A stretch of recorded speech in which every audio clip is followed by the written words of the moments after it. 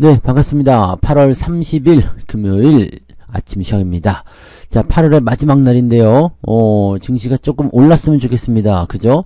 전체적으로 우리가 다 바라는 바가 아닌가 생각되고요.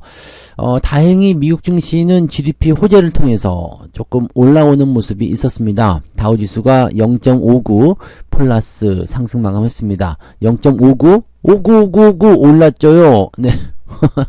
자, 근데 나스닥도 잘 오르다가 장 막판에 이제 쭉 밀리면서 마이너스 마감이 되긴 했는데 0.23 정도 하락이 됐고요. S&P 500은 그냥 보합으로 끝났습니다. 마이너스 0입니다. 0. 네, 그냥 움직이지 않았다 보시면 될 것 같아요. 자, 여기서 우리가 알 수 있는 것은 다우지수는 올랐고 나스닥은 떨어졌다. 자, 그렇다면 기술주는 조금 애매했고, 그 다음에 전통적으로 굴뚝주들 경기 호전과 관련된 그런 종목군들이 올랐다. 이런 식으로 해석할 수가 있겠죠. 자, 그러면 경기 호전이면 경기 민감 섹터가 좀 올라줘야 되는데 나스닥도 조금 이렇게 떨어진 부분들 도대체 뭐가 있었지? 네, 엔비디아밖에 없겠죠. 엔비디아가 하락 마감을 했기 때문에 거기에 따른 부담감이 있었을 거다라고 생각됩니다. 한번 오늘 뉴스를 살펴보도록 합시다. GDP 호조에도 엔비디아 때문에 흔들렸다 이렇게 얘기가 나왔습니다. 엔비디아의 주식이 6% 하락 마감을 했습니다. 6%. 장중에는 2%대까지 치고 올라갔던 걸로 알고 있는데 여기 결국에는 하락 마감이 됐습니다. 이거는 시간외에서 많이 떨어졌었기 때문에 매도가 나왔을 것이다 라고 볼 수 있었고, 장중에 계속 이제 받아주는 움직임이 있었습니다만 후반부에 한 번 더 밀었다라고 보시면 되겠죠. 자, 이런 부분이 좀 있었는데 GDP, 네, 2분기 성장률, 그 다음에 주간 실업시장 청구 건수, 이거는 어제 저녁에 우리가 다 확인했었죠. 그래서 경제지표가 긍정적으로 나오면서 경기 침체는 없어 이렇게 얘기를 해준 거죠. 자, 그렇게 되면 전반적으로 분위기는 긍정적인데요 라고 생각이 될 수가 있는데, 기술주를 매도하면서 경기 방어주와 소형주를 사는 순환매 거래 추세가 이어졌다. 근데 이것도 잘 안 맞아요. 왜냐면 경기 침체에 대한 우려를 누그러뜨렸다. 근데 경기 방어주 이걸 산다, 소형주를 산다, 이거는 원래 시장의 성격과 맞지 않죠. 경기가 좋아지게 되면 대체적으로 이제 대형주, 성장주 이런 쪽을 사야 되고 기술주 매수가 들어가야 되는데 이 부분이 지금 조금 다르게 형성이 된 겁니다. 왜 그러냐면 엔비디아 때문이다 라고 보시면 되겠죠. AI에 대한 투자자들의 높아진 눈높이 때문에 엔비디아의 주가 하락을 촉발했다. 자, 실적이 막 좋았음에도 불구하고 주가가 떨어졌다. 자, 계속해서 시장 전망치를 뛰어넘고 있지만 투자자들의 기준이 높아진 시기에 놀라움의 규모가 줄어들었다. 네. 더 뭐 어떻게 해줄 수 있는 부분이 없어요. 이거는 뭐 엔비디아한테 너 더 잘해 그리고 채찍을 칠 수 있는 부분이 아니기 때문에 요거는 네, 이제는 채찍을 치면 아무리 변태 같은 그런 것도요 아프다고 할 것 같아요. 네, 이힝이 아니라 아야 이렇게 나올 수 있다는 얘기죠. 그러니까 요거는 네, 이거 투자자들 기준이 높아졌다라고 한다는데 이제 이거는 그냥 단 한마디로 배가 불렀다라고 생각할 수밖에 없는 내용이 되는 거죠. 네. 자, 근데 엔비디아를 제외하면 일단은 대부분 다 올랐어요. 네. 애플 올랐죠? 네. 인텔 올랐죠? 네. 그런 식이라서 기술주도 대체적으로 나쁘지 않았다고 보면 될 것 같아요. 한번 볼까? 이제 다른 게 뭐가 있을까요? 메타의 주가를 한번 보세요. 메타 주가도 올랐죠? 네. 그럼 빅테크 대부분 다 올라온 거예요. 네. 아마존 주가, 네, 주가, 이렇게 해서 보시면, 아마존도 올랐네요. 그냥 애플 아까 올랐고요. 그 다음에 또 뭐 있어요? 마이크로소프트 올랐다고 그랬고요. 다 올랐네요. 그죠? 테슬라도 조금 올랐어요. 네. 테슬라도 0. 몇 프로 올랐던가요? 네, 올랐어요. 오르긴 올랐어요. 다 올랐죠. 네, 근데 엔비디아가 크게 떨어지면서 여기도 마찬가지 시총이 큰 종목이 떨어지다 보니까 좀 부담감이 있었다. 이렇게 된 거라고 보시면 되겠어요. 그래서 기술주 쪽의 분위기는 다 괜찮았는데 엔비디아만 떨어졌다. 그러면 우리나라 증시를 한번 생각해 볼 필요가 있는 거죠. 자, 엔비디아를 제외한 다른 기술주는 다 올랐어. 자, 그러면 여기에서 우리가 생각할 거, 엔비디아 떨어졌지만 삼성전자, 하이닉스 올랐어 라고 나올 수가 있겠죠. 엔비디아는 사실 주가적인 부분에서의 부담감은 좀 있을 수 있어요. 왜냐면 그렇게 떨어졌음에도 불구하고 올해 130% 넘게 지금 상승 중에 있잖아요. 다른 것도 한번 봐볼까요? AMD AMD 요것도 봐보죠. 요거는 조금 이제 부합이네요. 그죠? 애프터마켓에서는 올라가고 있고요. 그 다음에 마이크론. 그죠? 마이크론. 직접 연관이 있는 거 한번 봐봐야 되겠죠? 네. 마이크론. 주가, 이건 올랐네요. 그죠? 그러니까, 요것도 마찬가지. 이 마이크론이 삼성전자나 하이닉스와 같은 입장을 봐야 되거든요. 그러니까 요거는 상승 흐름. 자, 엔비디아도 지금 장중엔 떨어졌지만, 애프터에서는 어떻게 되는지 한번 보자고요. 애프터마켓에서 오르고 있죠. 자, 그러면 네, 요 분위기를 반영시켜서 삼전인 하이닉스가 어제 내려갔기 때문에 오늘 반등 포인트가 나올 수 있겠다. 자, 이렇게 생각할 수가 있겠죠. 엔비디아 떨어진 건 떨어진 거고, 네, 실적에 대한 기대감은 굉장히 있는 상황인데 주가가 많이 올라서 부담스러웠다면 주가만 낮춰주면 되는 거거든요. 그죠? 네, 그러면 이제 계속 성장하는 기업이기 때문에 주가 떨어진 상황에서 이제 저가 매수가 유입될 가능성이 있다라고 생각하시면 되겠죠. 경제 지표 다 좋게 나오고 있기 때문에 이렇게 됐을 경우에는 금리 인하가 뭐 뒤로 밀려난다 어쩐다 그런 얘기가 나올 수 있지만 금리 인하도 못을 박아놓은 상태이기 때문에 경제 지표가 좋거나 나쁘거나 관계없다. 네, 경기 침체에서 이제 우려감을 씻어내고 금리 인하까지 들어오게 되면 그냥 쌍으로 나타나는 땡큐다 이렇게 볼 수 있는 내용이 되는 겁니다. 자, 유가는 조금 올랐어요. 리비아의 감산 소식 이런 얘기가 나오면서 네, 그렇게 됐고 GDP가 또 올라갔잖아요. 그러니까 경기가 좋아지게 되면은 이제 수요가 늘어난다. 수요가 늘어나면 가격이 올라간다. 이런 식으로 된다고 보시면 되겠죠. 경제지표나 뭐 등등등 여러가지 부분들은 우리가 예상했던 그대로 그냥 진행이 되고 있고요. 엔비디아만 지금 내 예상대로 안 움직였다라고 보시면 될 것 같은데 뭐 그 정도도 생각해 볼 수 있을 내용인 것 같습니다. 예, 엔비디아의 주가 수준을 생각해 본다면 어제 다 계산을 해드렸지만, 네, 계산 기가 막히게 어제 했잖아요. 그죠? 네, 후반부에 조금 틀리긴 했지만, 어쨌든, 네, 계산적인 부분에서 우리가 봤을 때, 엔비디아 주가 약간, 네, 뻥튀기 된 게 있다. 그러면 약간 주가 밀릴 수 있는 상황이 좀 있다. 뭐, 이 정도까지만 생각하면 되는 거죠. 네, 그러면 아무 문제 없는 거잖아요. 그런 식으로 보시면 되고, 자, 현대차의 주주환원. 최소 10,000원 배당. 네, 요게 중요한 겁니다. 그래서 우선주가 아주 빵 하고 뛰는 모습인데 현대차 EUB가 지금 28일부터 29일까지 11%나 올랐고 EUB가 최고라고 했죠. 네, 제일 주가도 많이 오르고 배당도 제일 많이 받습니다.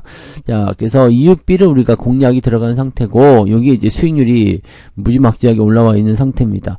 자, 어제 사실 계좌가 저는 플러스가 나왔어요. 플러스가 나왔는데 어제 같은 날도 플러스 나온 이유는 EUB 때문이거든요. 그러니까 요거에 배당도 잘 챙겨주면서 주가까지 올려주니까 이렇게 효자가 없습니다. 네, 지금은 말 타고 어디 여행 가는 것이 아니라 자동차 타고 여행 가는 상황이 될 것 같아요. 자, 어쨌든 이런 거 밸류업, 그 다음에 배당, 그 다음에 앞으로의 안정적인 어떤 실적 이런 부분들은 긍정적이 되는 거고 또 이 현금, 돈적인 부분에서 현대차의 인도법인 IPO 요게 이제 또 그 현금 유입의 통로가 되기 때문에 실적적인 측면에서 상당히 긍정적인 상황이 나타날 수가 있습니다.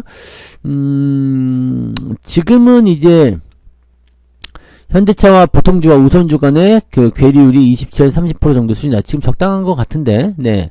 적당한 것 같기 때문에 이제는 본주가 올라야 되지 않을까 싶습니다만, 삼성전자 우선주의 괴리율이 약 18%다. 그래서 이 보통주 대비 우선주의 상대적 강세는 당분간 지속된다. 이렇게 얘기하고 있지만, 저는 보통 70% 정도 보고 있거든요. 그러니까, 본주가 100만원이다. 그러면은 우선주는 70만원. 그 정도로 보고 있는데, 글쎄요. 네, 더 간다, 이렇게 얘기하니까, 더 가면 더 가는 거고. 근데, 우선주들은, 하긴 현대차 EUB나, 우리가 삼성전자 우선주나, 이런 우선주를 대응하는 이유는, 거래량이 너무 적어서 변동성이 커지는 그런 형태가 아니라는 거죠. 현대차 EUB나 또는 삼성전자 같은 경우는 시총이 웬만한 기업들보다 더 커요. 그래서 거래량도 많고 하기 때문에 이렇게 단기적 변화가 크게 나타나지 않을 거라 생각합니다. 그래서 그래도 아무리 그런 종목이라도 단기에 급등하게 되면 주가 조정이 나오는 부분은 당연한 거기 때문에 그 정도로 생각하시면 될 것 같고요. 우선주가 올라가면 좋죠. 네, 좋아요. 네, 본주도 올라간다는 얘기가 되니까 이런 거라고 보시면 돼요. 그 집값하고 전세값. 집값이 만약에 10억이야. 근데 전세값이 만약에 지금 한 7억 정도 된다. 근데 전세 가격이 계속 올라가가지고 전세 가격이 9억이 됐어. 그럼 집값이 올라요, 안 올라요? 오릅니다. 네. 오릅니다. 전세 가격이 올라가면 집값이 올라가요. 왜냐면 자기들이 가지고 있는 이 괴리율이 있기 때문에. 그래서 우선주가 막 치고 올라가게 되면 본주도 같이 올라가게 되어 있다. 이렇게 생각해 주시면 되는 겁니다. 네. 자, 국민연금이 상반기에만 100조를 벌었답니다. 오, 얘네들 잘했어요. 네. 얘도 AI 투자도 하고 뭐 등등등 해가지고 네, 이 빅테크 이런 쪽에 했고 해외 투자를 한 게 해외 상반기 해외 주식 수익률은 20.47%. 근데 국내 시장이 조금 안 좋았고 네, 뭐 그런 부분이 좀 있었던 것 같아요. 국내 주식 수익률은 8.61%였다 등등등이라고 보시면 됩니다. 그래서 돈 많이 벌었다네요. 오, 잘했어요. 올해 상반기 네. 야, 이럴라고 지금 국내 주식을 안 산다. 그래, 해외 쪽에서 성과가 좋으면 그래도 인정해 주겠습니다. 왜냐면 국민연금은 사실 국내 증시의 어떤 방어적인 역할을 좀 하면서 해줄 필요가 있는데, 니네가 돈을 벌기 위해서 그렇게 했다. 이러면 좀 봐줄 수 있겠죠. 왜냐면 그런 게 있죠. 우리가 아이를 키우는데, 네. 아이가 이제 결혼하기 전에는 회사 다니면서 열심히 월급 타가지고 집에다 생활비도 좀 보태주고 그래서 잠깐 좀 넉넉했어. 네. 그런데 얘가 결혼해가지고 독립을 해버렸네. 근데도 계속 거기다가 야 생활비 왜 안 내나 이렇게 얘기할 수는 없는 거죠. 자기가 먹고 살겠다는데 그죠? 그래 네가 번 거 네가 다 써 라고 할 수 있어요. 네. 그래 그러면 이제 당장 나에게 오는 생활비 좀 부족하지만 그래도 우리 아이가 잘 커서 네 따뜻하게 또 풍요롭게 잘 살 수 있다라면 그것만으로 된 거 아니겠습니까? 지금 국민연금을 그런 식으로 좀 받아들이면 될 것 같아요. 근데 만약에 나가가지고 네 개차반이 돼가지고 막 엄마한테 돈 달라고 그러고 막 그러면 안 되겠지? 네. 그러니까 니네들은 이제 해외 투자를 해서 비중을 늘려가지고 돈 번다고 했으니까 이렇게 해서 돈 벌어가지고 네 연금 고갈 시기를 늦추게 되는 그런 쪽으로 갔으면 좋겠어요. 돈 좀 많이 주고 그죠? 네 해외에서 돈 벌어가지고 국위선양 즉 국민들에게 돈 나눠주는 그런 착한 국민연금이 됐으면 좋겠습니다. 네 내가 덕담해줬으니까 돈 벌어라. 하반기에도 계속 벌었으면 좋겠네요. 네 자 그 다음에 봅시다. 반도체 지금 엔비디아 뭐 하락 이런 건 얘기는 이제 다 해드렸기 때문에 굳이 더 할 필요가 없습니다. 네, 더 이상 할 얘기가 없어요. 그래서 이런 것들은 다 넘어가서 보도록 하고 또 다른 게 뭐가 있을까요? 네, 동학개미, 서학개미 다 엔비디아고 어쩌고저쩌고 막 그런 건데 특별한 거 없고 외국인들이 반도체를 팔고 바이오를 담았다. 그래서 바이오가 이제 새로운 어떤 주도주다라고 얘기를 하고 있는데 바이오가 주도주가 되려면 시장을 움직여줘야 되는데 지금 바이오 움직인다고 해서 시장이 움직이지 않습니다. 코스닥 같은 경우는 지금 시총 상위를 잡고 있기 때문에 그런 쪽으로 갈 수는 있을 것 같긴 합니다. 코스닥 주도주다 라고 한다면은 가능성 있어 라고 생각이 될 것도 같아요. 자 근데 시장의 주도주다 안 됩니다. 네 그러면 이제 코스닥 쪽에 있는 뭐 저기 알테오젠이나 HLB나 또는 뭐 리가켄 바이오 뭐 이렇게 여러 가지가 많이 포함되어 있잖아요. 그래서 그런 것들로 보시면 되고 삼성바이오로직스나 셀트리온 또는 이제 유한양행 저 밑에서 지금 올라오고 있는데 유한양행 이야기도 여러분들 조심하셔야 됩니다. 유한양행 좋다고 막 지금 사라 이렇게 얘기가 나오지도 모르는데 지금 사는 거는 아니에요. 네. 이 주가가 당장 오늘이라도 떨어질 수 있는 상황이기 때문에 지금 매수를 한다. 알테올렌도 마찬가지고요. 지금 매수하는 부분들은요.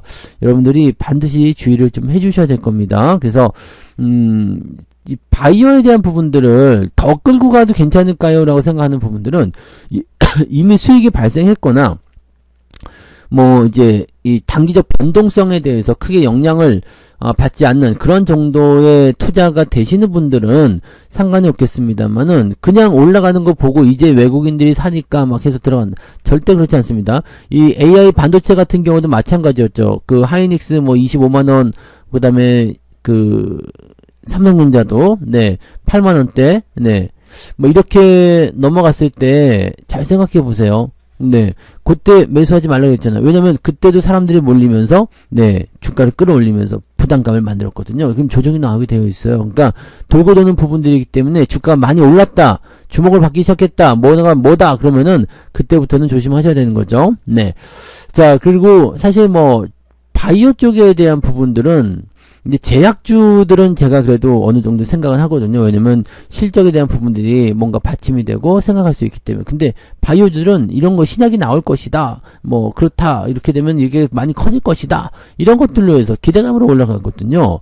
그러니까 그렇게 된다는 얘기입니다. 네, 조금 애매하죠. 네.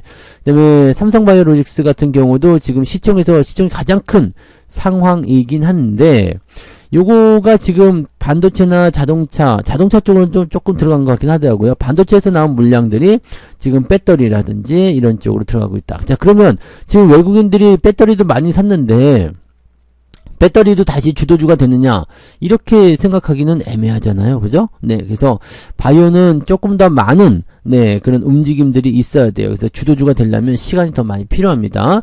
물론 이제 그런 상황이기 때문에 지금 사도 되는 거 아니냐 할 수 있겠지만 근데 그런 상황인데 주가가 안 올라 있어야지 사야 되는 시점인데 시간이 좀 필요한 상황인데 주가만 올라가 있어. 그럼 조정은 어떻게든 나오거든요. 그럼 실망감 이렇게 나올 수 있습니다. 그래서 그런 부분도 있다는 걸 참고하시고 네, 뭐 2027년 1조 원 매출에 접근하거나 뭐 글로벌 뭐 이거 2027년이면요. 2025년도 아니고 6년도 아닙니다. 2027년 뭐 이런 거는 조금 아니죠. 이게 너무 멀리 보는 감이 있어요. 왜냐면 바이오가 그렇죠. 임상 한번 하면은 뭐 1년 2년 걸리는 거 기본이기 때문에 네, 그런 것 같더라고요. 그래서 지금 보면 AI 쪽에서 반도체 쪽에서 주가 좀 떨어지는 부분들 때문에 이렇게 나오는 것이다라고 생각하시면 될 것 같아요. 그래서 수급의 이동이 조금 더 어떻게 진행되는지를 살펴보고 그 다음에 가시는 게 맞을 것 같습니다. 네. 이게 너무너무 재밌었어. 이 기사가 나온 건데, 표 하나가 보여주는 엔비디아 6% 급락 이유 해가지고 보면은 이게 뚝뚝뚝뚝뚝뚝 떨어지나요? 성장률이 뚝뚝뚝뚝 떨어진다고 되어 있는데 매출 추이라고 되어 있습니다. 이것 때문에 주가가 크게 떨어지는 것이다. 성장률이 떨어지는 것이다. 라고 얘기하는데 이 성장률을 가지고 보면 안 된다고 그랬죠. 이걸 가지고서 지금 주가가 떨어진다. 이렇게 되면 안 되죠. 자, 지금 보세요. 여기 2025년도 4분기에 63% 증가야. 지금 이거 증가율이거든요. 증가율인데 뭐 폭발적으로 증가한다 라고 되어 있다가 점점 줄어요. 이거 제가 말씀했잖아. 100원짜리가 200원이 되면은 100% 성장이지만 똑같이 뭐 200원짜리가 300원으로 100원 똑같이 증가해도 이때는 성장률이 50% 떨어집니다. 그럼 100% 성장과 50% 성장률만 보면은 이건 망했다라고 할 수 있는 건가요? 아니죠. 이 매출이 100원에서 200원으로 200원에서 다시 300원에 뛴 거예요. 근데 성장률은 100% 50% 줄어든 거지.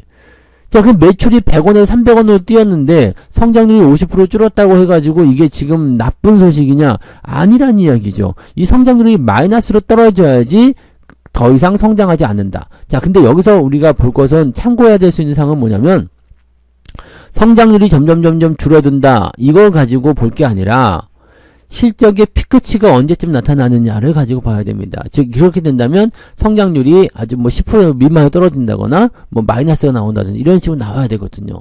계속 올라가고 있어요. 지금 이것도 뭐 25년도 4분기인데 내년도 지금 시점인데 이거 어떻게 알고 나왔는지 모르지만 네, 당연히 그럴 수밖에 없어요. 왜냐면 계속 커지게 되면 어떻게 됩니까? 미친 갭이 된다니까요. 네, 기업은 그렇게 커질 수가 없어요. 그러면은 저기 내가 1,000원짜리 네, 회사 하나 만들었는데 이게 2배 되고 4배 되고 8배 되고 2, 4, 6, 8, 16, 32 그 다음에 뭐예요? 64, 128 뭐 이런 식으로 막 커지게 되면 이게 몇 번만 굴러버리면은 네, 전세계 시총보다 더 커지는 갭이 되게요. 이거 말이 안 되는 거거든요.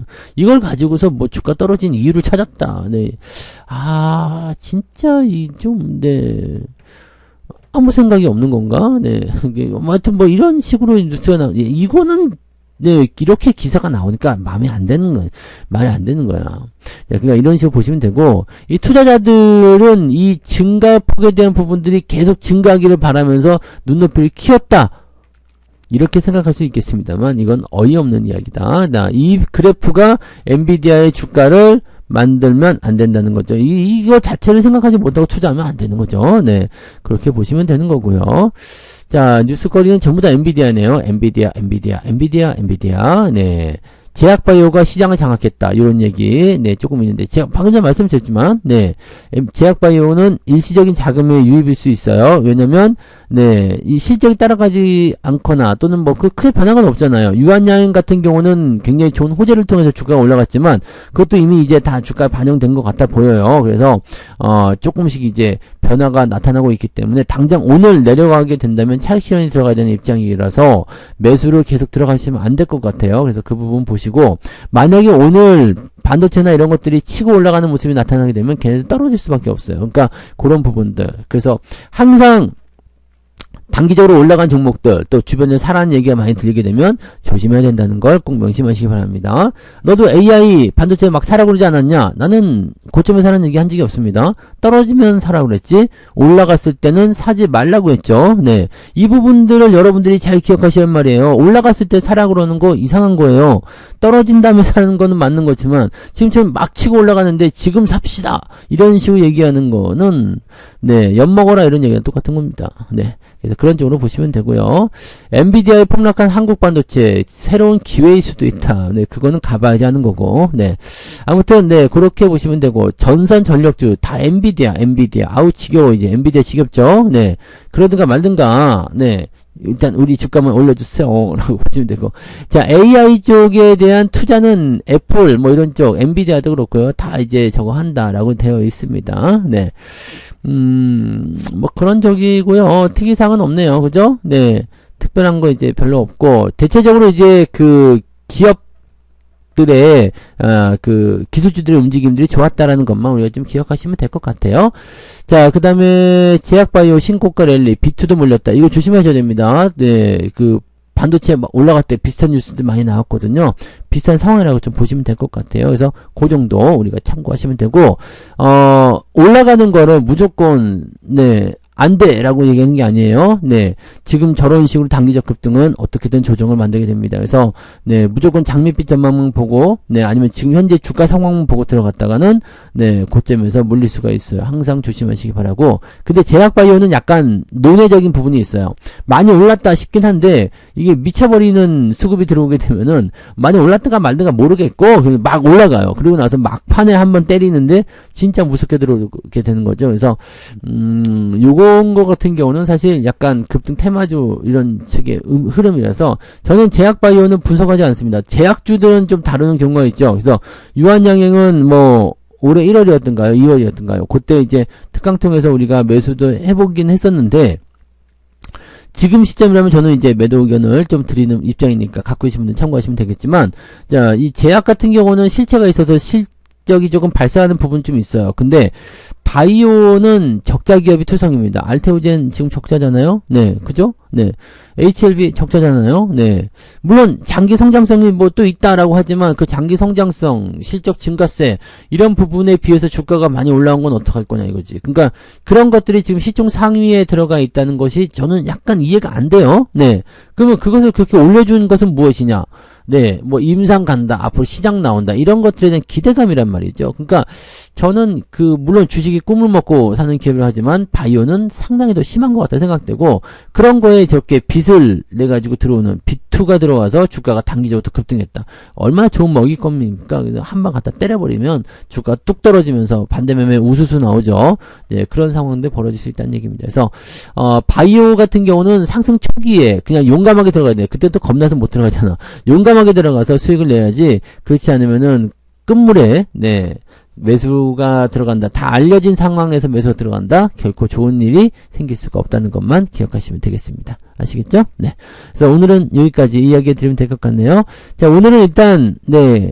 엔비디아를 제외한 모든 다른 기술주들의 상승과 그 다음에 미국의 GDP 상승, 경기 침체 우려감 축소 뭐 등등에 대한 기대감들로 인해서 주가 상승한다 이렇게 보시면 전반적으로는 흐름은 괜찮을 것 같아 보이죠. 네, 삼성전자 하이닉스가 얼마만큼 오늘 치고 올라가 줄 것인지 그 부분들을 좀 보면 좋겠고 외국인들 수급 다시 돌아오고 있는지 아닌지 그 여부 확인하시면 되겠습니다. 그거 확인되기 전까지는 삼성전자 하이닉스 떨어졌다 하더라도 매수가 들어가면 안 되니까요. 기다리는 게 좋습니다. 꼭 명심하시고요. 그래서 오늘은 여기까지 이야기하도록 하죠. 자, 오늘 주말이기 때문에 변동성이 좀 나타날 수는 있습니다. 그래서 그런 부분들도 같이 체크하시면서 진행하시면 좋겠어요. 자, 그러면 저는 장중시장 때 또 다시 오도록 하겠습니다. 오늘도 파이팅 하시고요. 좋은 성과 만드시기 바랍니다. 고맙습니다. 본 방송에서 제공되는 모든 정보는 투자 판단의 참고 자료이며 투자의 최종 책임은 본 방송을 이용하는 본인에게 있습니다.